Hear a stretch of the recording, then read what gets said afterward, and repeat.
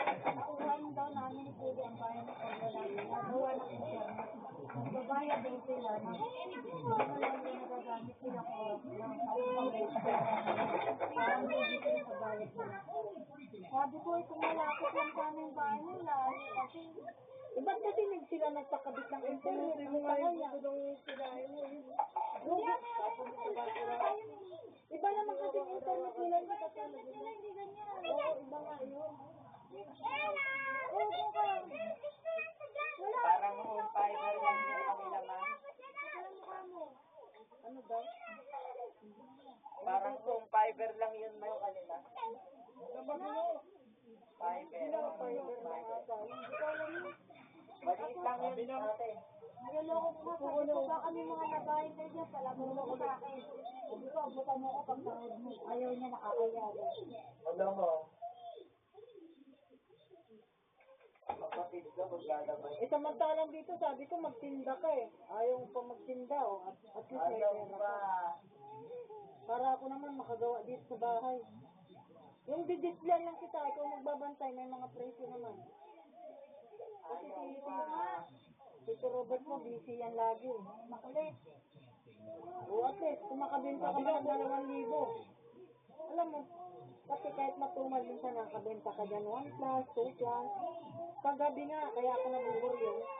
Ang benta namin, wala pang 300. Tapos bigla ko nila. Napapunta pala kami ng isang Friday. Salas din. Saan? Pagkayanan ng therapy. Saan?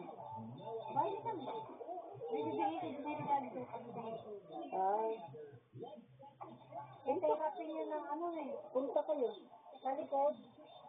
Eh, ba't hindi mo na siya pumapasyal dito? Bulang na yung anak niya, nagte-therapy na din.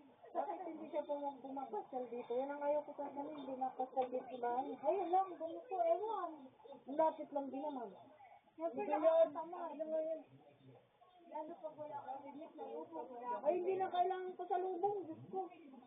Ba't mukha ba akong pasalubong? Importante, makikita mong pagmumukha. Makikita niya yung magulang sa personal, hindi mo, puro bibigyan. Lapit na naman ba? Makahanap tayo ng bahay dito sa Kubang. Yung may 2 kwarto daw. Sabi ko wala nga akong alam. Talubang ko ng ate kayo. Magkano? Hati may trabaho na mga ulo. Sure. Oo, kayo. Okay sa kanila dati kasi nahiya din sila ng bata. Yan ang sabihin. Ako si kami. Itong dalawa naman ang kwarto eh. Hindi ako makakapagbunga. Hindi ako makakapatay ng bata din. Ayaw mo nang pag walang tao. Sila kami eh. Walang tao.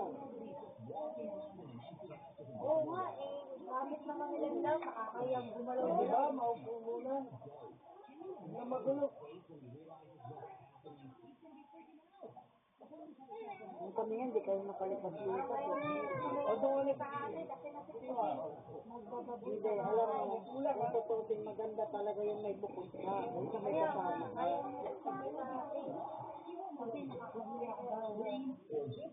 Siyempre, bakit ba ayaw ni Dato ni kami? Hindi niya ayaw. O bakit sinabi niya ayaw? Baka daw may nakita ko siya dito. Ako daw. Baka sakali daw lilipat ka lang. Sila kasi mahal doon. Tsaka gusto niya kasi tayo na sa bahay. Siyempre matimbang yun. Ito ba naman aming maligo? Eh, ba't sila kinuha ng ganon? Eh, siyempre. Para sa mga pusa nila. Mga pangaputa. Tsaka ang dami nilang gamit. Nakita mo naman yun. Eh, kay Janice naman yun. Yung kay kami, mga dura-dura box lang yun. May share din doon si Camille. Sabi niya sa akin. Yung rep lang. Pero yung mga sopa kay Janice yun. Ako dyan. Ano mo dependent ko dyan? Ay, mag-away sila dyan, sumbatan yun. Kaya ang hirap din ng ganyan, kailangan para kami sa trabaho. Kasi pag mag-away, may sumbat-sumbat. Hindi yung kanya-kanya. Yung kanya-kanya.